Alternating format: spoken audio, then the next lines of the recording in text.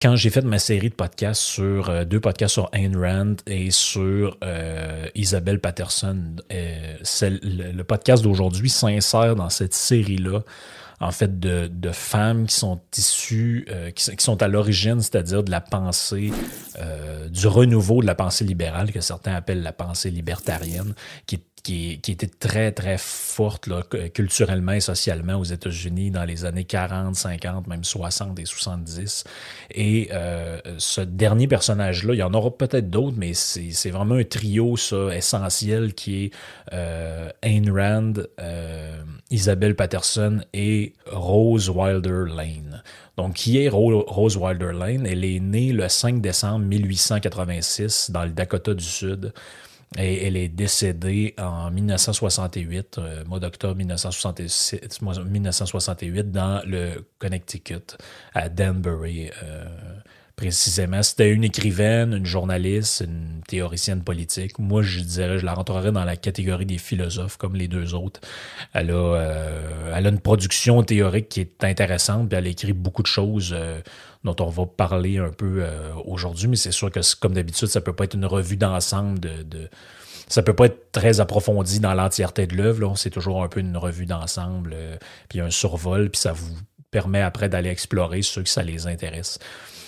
Donc, en fait, elle commence un peu sa vie en étant connue avant d'être connue, c'est-à-dire que c'est la fille de Laura Ingalls Wilder, que probablement le nom vous dit absolument rien, mais c'est l'Américaine qui a écrit la série de romans La petite maison dans la prairie. Donc, qui est une série de romans pour enfants, que d'aucuns disent qu'elle est, c'est un peu une série de romans, en fait, libertariens, sans le savoir, parce que Laura Ingalls va partager énormément de vues et inculquer énormément de ses vues politiques à sa fille Rose. Elle, Laura Ingalls, était née dans le Wisconsin le 7 février 1867, puis elle est morte, en fait, seulement 10 ans avant sa fille, en 1957. Donc, elle est morte très vieille, à l'âge de 90 ans. C'était une femme de lettres aussi, une romancière, une écrivaine. Ça a été une famille quand même de gens assez lettrés, assez connus. À San Francisco, parce qu'elle va déménager là au début 1900, Laura Ingalls va se marier avec un monsieur qui s'appelle Gillette Lane, donc d'où le Lane dans Rose Wilder Lane. Ils vont s'installer assez rapidement à Kansas City dans le Missouri, et Rose va commencer à écrire pour le Kansas City Post. Donc c'est ça, sa mère, elle, était mariée avec un bonhomme qui s'appelait Wilder, dont j'oublie le prénom, dont elle, son nom c'était Laura Ingalls. Donc Rose Wilder Lane porte le nom de famille de son père et de son mari. Donc, elle va s'adonner quand même pas mal aux journalistes, parce qu'elle va écrire pour le Kansas City Post, comme je l'ai dit, mais elle va écrire aussi pour le San Francisco Bulletin. Elle va même faire des entrevues avec Charlie Chaplin, Henry Ford et d'autres personnages quand même assez connus de l'époque. La famille est assez maganée rapidement. Elle va mettre au monde un enfant qui meurt subitement en 1910, et le couple était assez bien parti, Rose et Gillette, mais finalement, après 9 ans de vie commune, ils vont divorcer en 1918. Les gens qui sont proches d'eux vont raconter que cette mort-là de l'enfant jeune va les avoir marqués, puis ils ne seront jamais capables de passer par-dessus ça. Donc en 1918 survient le divorce. Rose quitte San Francisco, mais va continuer d'écrire dans quelques petits journaux en tant que journaliste indépendante, et puis va vouloir se dépayser. Elle s'en va faire un long voyage en Europe après son divorce, et qui vient juste de sortir de la Première Guerre mondiale. Donc elle va là en début 1919 jusqu'en 1923, elle va être là 4 ans. Et elle va sillonner la France, l'Italie et aussi l'Albanie. Donc l'Albanie, ça va être une place quand même importante pour son développement intellectuel. On verra pourquoi tout à l'heure. En 1936, elle va publier son livre Give Me Liberty, qui est une défense de la liberté individuelle quand même assez puissante, qui va marquer l'époque. Ayn Rand, d'ailleurs, va dire que c'est un livre qui l'a marqué énormément. Elle va publier ensuite des romans aussi, comme Freeland en 1938. Elle va aussi publier plusieurs petits essais là, littéraires. Finalement, elle décide de revenir dans le Connecticut où ses parents ont été pendant un bon moment et elle va acquérir une ferme dans la ville de Danbury.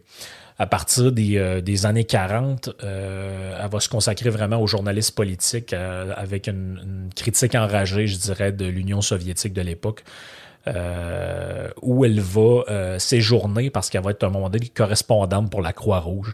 Et puis c'est vraiment là que je dirais, sa détestation du communisme et de l'Union soviétique va vraiment être exacerbée parce qu'elle voit elle le dit elle-même dans une citation que j'ai mis un peu en exergue du podcast. Elle dit j'étais parti pour l'Europe communiste et j'en suis revenu et j'en suis revenu finalement complètement changé parce que j'ai vu ce qui se passait là-bas et puis moi je veux vivre dans un monde où la liberté individuelle a sa place.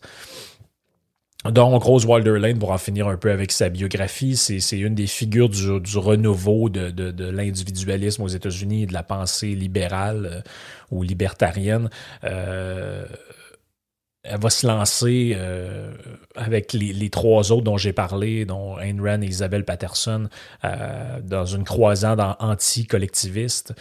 Même si elle va rencontrer quand même peu de succès à son début, notamment avec son livre The Discovery of Freedom, qui est écrit en 1943. Au début, il n'y a pas vraiment de succès de ce livre-là, mais finalement, elle va recevoir finalement, à un moment donné, son livre va être recommandé par un certain Herbert Hoover, qui avait lu son livre et qui va devenir juste président des États-Unis à un moment donné. Plusieurs libertariens connus comme Murray Rothbard, dont je vous ai déjà parlé, et se réclament de l'œuvre de Rose Wilder Lane à un certain niveau.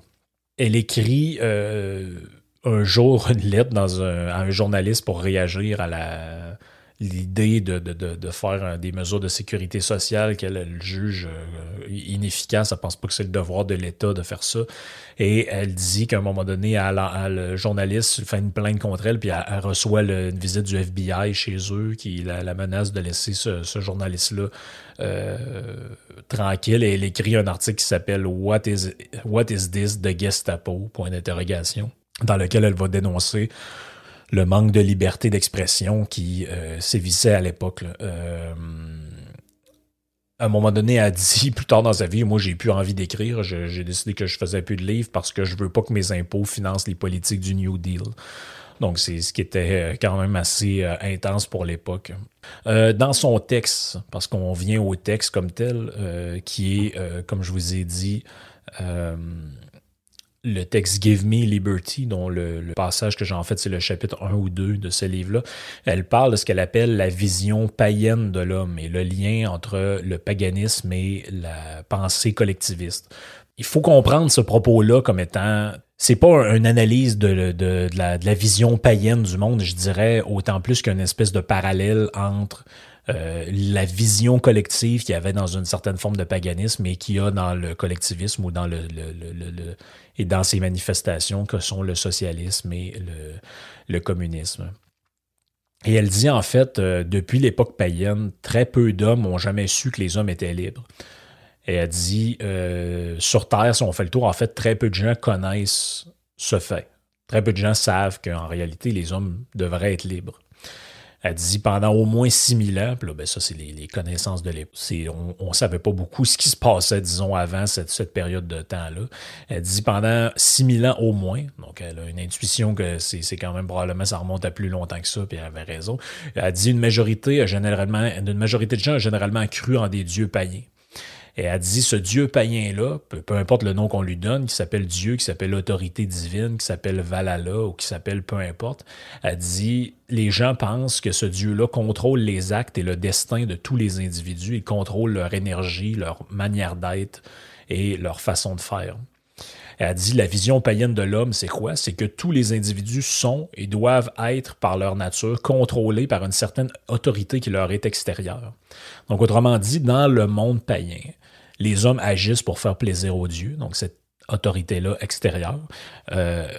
Les hommes sont soumis à une espèce de code moral qui est dicté par une autorité supérieure qui est Dieu, qui est Odin, qui est qui vous voulez, qui est Bouddha. Et parce que ça vaut aussi, elle utilise le terme païen, mais ça vaut aussi pour les monothéismes. Et elle dit finalement, tout le monde est soumis à une espèce d'autorité extérieure. Puis elle dit, ben, contrairement à la plupart des animaux, le problème, c'est que l'homme, il ne naît pas libre. Il faut qu'il apprenne à le devenir.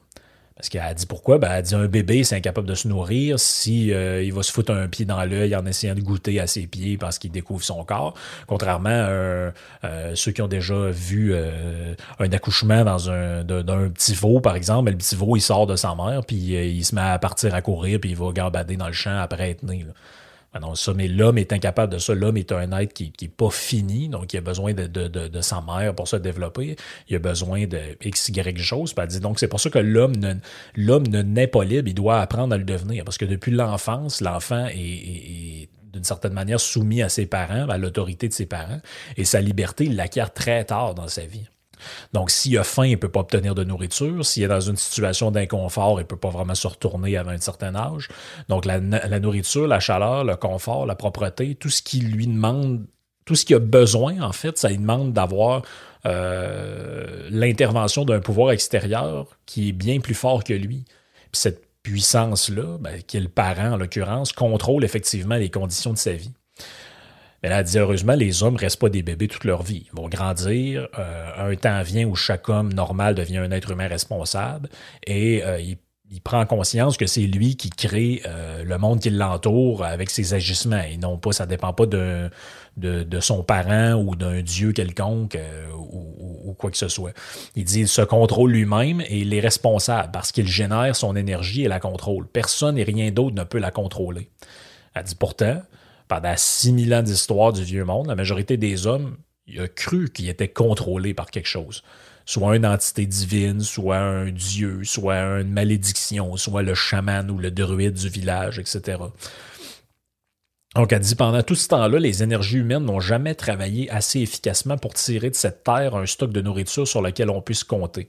Autrement dit, le fait qu'il était contrôlé par les dieux, ben, ils s'en remettaient à la bonne volonté des dieux. Donc, il n'y avait pas l'idée que, bon, ben, il faut produire plus pour accumuler. Donc, ils n'ont jamais produit, finalement, la révolution industrielle et le capitalisme. C'est pour ça que ça arrive plus tard dans l'histoire. Elle dit, si on compare l'homme à une abeille, bon, ça nous ramène un peu au podcast de la fable des abeilles, elle dit, bon, ben, l'abeille, ça se comporte un peu comme une cellule dans le corps humain. Elle n'a pas de désir, elle ne fait pas de choix, elle a une volonté de masse qui semble la contrôler. Donc, elle dit l'abeille est cruellement exploitée, éliminée, remplacée par une autre qui s'épuisera dans le même travail immuable pour l'essaim, tout comme les cellules s'usent jusqu'à la corde qui puis et sont remplacées. Il apparaît qu'une abeille n'a pas de vie individuelle, l'essaim est la créature vivante. Autrement dit, le but, c'est la ruche. Le but de l'existence de la colonie d'abeilles, c'est la prolifération de la ruche puis de la reine-mère, si on veut. Mais le reste là-dedans, les abeilles n'ont pas d'individualité. Ils font juste agir selon l'intérêt collectif. Elle dit l'approche humaine la plus proche de cet essaim d'abeilles-là, c'est le communisme. Et c'est là le lien avec la mentalité païenne. Mentalité païenne soumise à une autorité supérieure.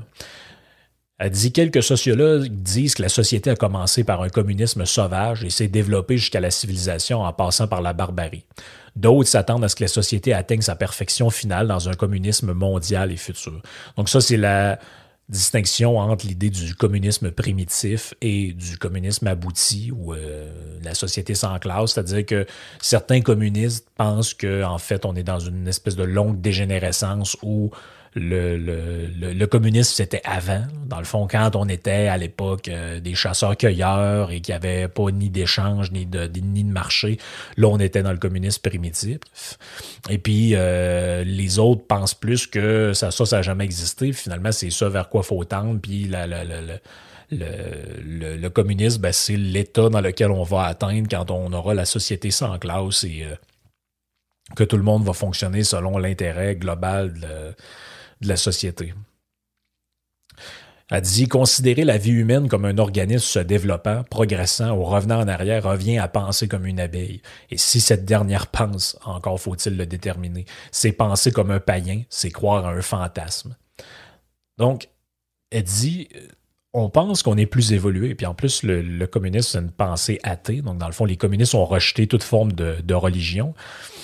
Mais elle dit, en réalité, c'est une forme de foi païenne. Parce que dans la foi païenne, on est soumis à une autorité supérieure. Bon, ben là, j'ai fait ça parce que Odin puis Thor, c'est ça qu'ils voulaient.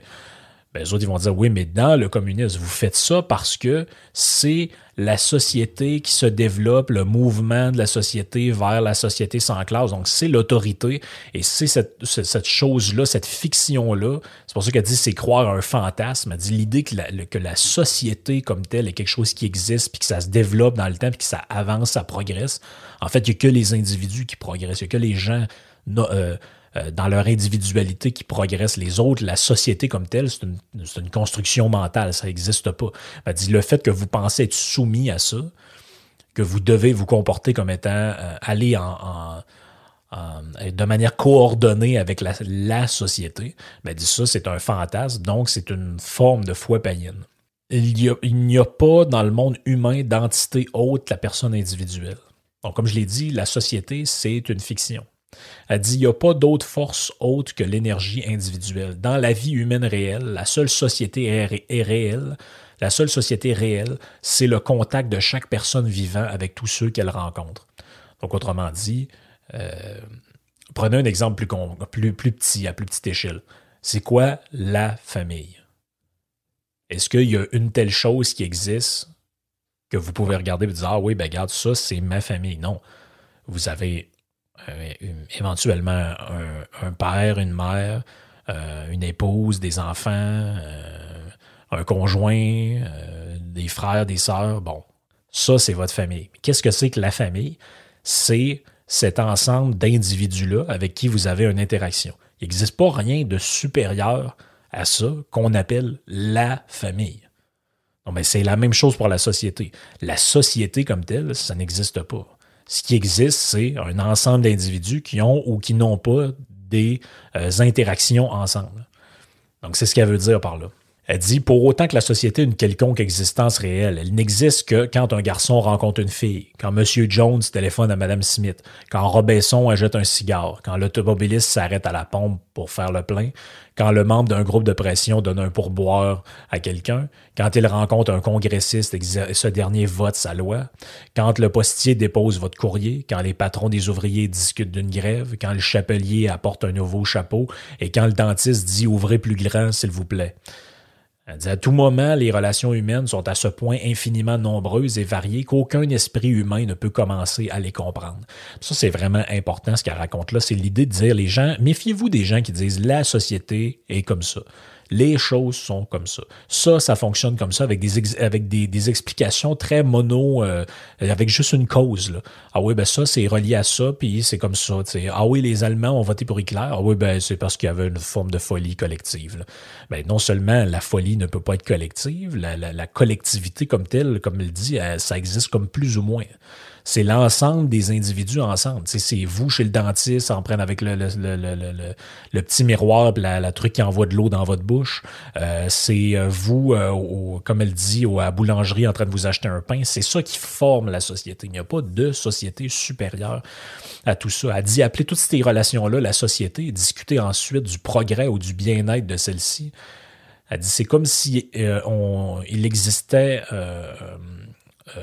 un monde imaginaire dans lequel on essayait de fuir. Elle dit dans l'histoire, il y a eu plusieurs exemples de communisme ou de formes païennes de société qui se rapprochent à ça, qui étaient très barbares. Là. Elle dit ça se passe bien avant l'arrivée du communisme tel qu'on le connaît, avec le nom qu'on connaît. Elle dit Sparte, par exemple, c'était une forme de communisme extrême. Elle dit leur discipline constituait, encore lorsqu'ils étaient devenus des hommes, personne n'avait le droit de vivre selon sa propre envie. La cité était une sorte de camp dans lequel on décidait pour chaque homme de sa part de provision et de travail. Les gens étaient éduqués selon telle manière, et qu'ils le veuillent ou pas, et qu'ils ne puissent vivre par eux-mêmes. Ils devaient faire avec, et le bien public, et rassemblés comme des abeilles autour de leur chef, ils pouvaient tour à tour, grâce à leur ardeur et leur esprit public, sauf se diriger eux-mêmes. Autrement dit, c'est des gens qui n'étaient pas libres d'eux-mêmes. Il n'y avait aucune liberté, il n'y avait aucune individualité. Et là, je vous avais parlé de son voyage dans les Alpes. Donc, Rose raconte que, justement, quand elle avait dans la vingtaine, elle s'en va vivre pendant un bout dans les Alpes, où elle va visiter l'Albanie, un pays qui va la marquer quand même assez profondément. Elle va recevoir là-bas d'ailleurs plusieurs propositions de mariage. Elle va rester liée avec un de ses guides, donc qui s'appelle Rex, dont la famille d'ailleurs avait été tuée par des Serbes en 1915, et elle va financer leurs études à Cambridge.